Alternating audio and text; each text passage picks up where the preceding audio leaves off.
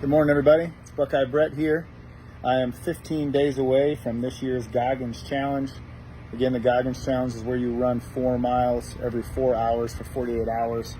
And I'm doing that to help raise money and, more importantly, awareness, education, and access to those suffering with drug and alcohol addiction, mental health, behavioral health, and to do everything we can to support our veterans and the suicide prevention efforts going on all over the U.S.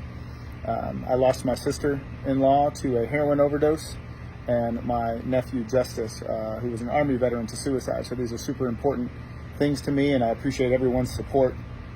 Appreciate all of your donations. We're up over $82,000 so far in total. This is our 3rd year doing it, so super excited about that. And as we prepare for this event, I spend a lot of time talking about why I do it. And my journey for mental health and for developing a positive mindset. And I saw this video this morning as I was, hunting for inspiration and just kind of, going down the rabbit hole of positivity that I tried to do each morning to just get that day started off right. And there was this guy, I don't know who he is. I'll try and post the link. I'm not really good at TikTok yet or those side-by-side things or any of that, but really interesting thing that he talked about heroes and villains. And that essentially heroes and villains are exactly the same person. And that, throughout history and the movies and the comics, they all have the same backstory, right? And it's pain. Heroes and villains are both orphaned, through somehow.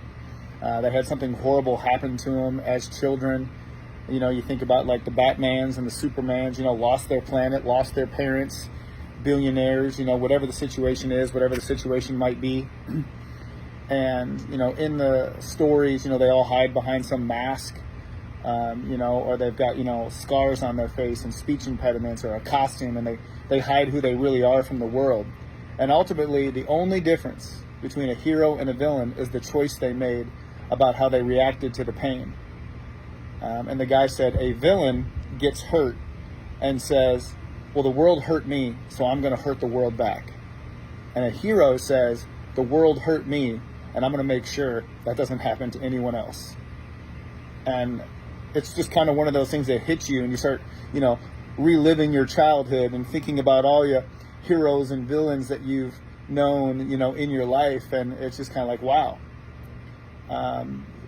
Did you really realize it? I kind of never drew, that dotted line between the similarities, between, a villain and a hero, and ultimately, I thought of one of the best, hero-villain groupings of all time. And you've got the Joker, and you've got Batman, and through the years, the stories have kind of evolved a little bit, but ultimately you've got two people on opposing sides of, morality, and they were both hurt when they were young, and they both responded to it in very different ways. And I think that's powerful, and goes right along with my message that everybody has bad things that happen to them. Everybody has good days, everybody has bad days, and ultimately it's how you choose to respond to those things that determines the outcome of your life. And for a long time in my life, when the world hurt me, I wanted to hurt it back, and I wanted to hurt those who hurt me back. And I wanted to hold grudges, and I wanted to, blame the universe, and I wanted to know why my time hasn't come yet, and why do I always have to be the bigger person, and why me, and when that changes in your life to well, what if I just worked a little harder? What if I just made a positive choice? What if I just took it like a man and kept going forward? What if I just swallow my pride and do the right thing even when it doesn't benefit me? What if I put my ego aside and my pride aside and I just keep doing the right thing?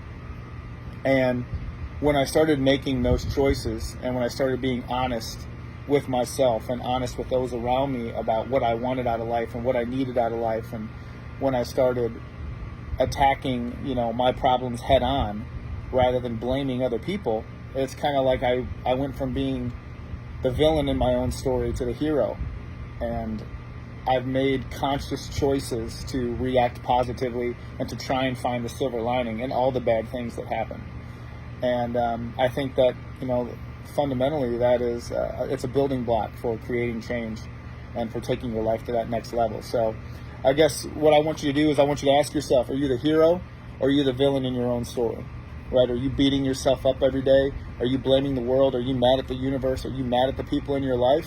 Or are you doing everything you can to try and prevent those things from happening in your family? Are you doing everything you can to prevent that cycle in your family of failure or poverty or just living a below average life?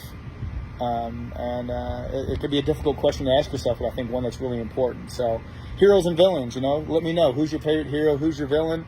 What do you got going on in your life? And again, if you know anybody who's struggling with drug and alcohol addiction, mental health issues, anxiety, depression, suicidal, thoughts, I encourage you to please don't do nothing. Don't ignore them.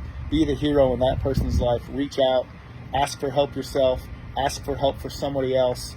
And make sure that people are seen, heard, and they know that they're understood. So everybody, I love you all. Have a great day. Looking forward to seeing you at the runs. And thanks again for all your support.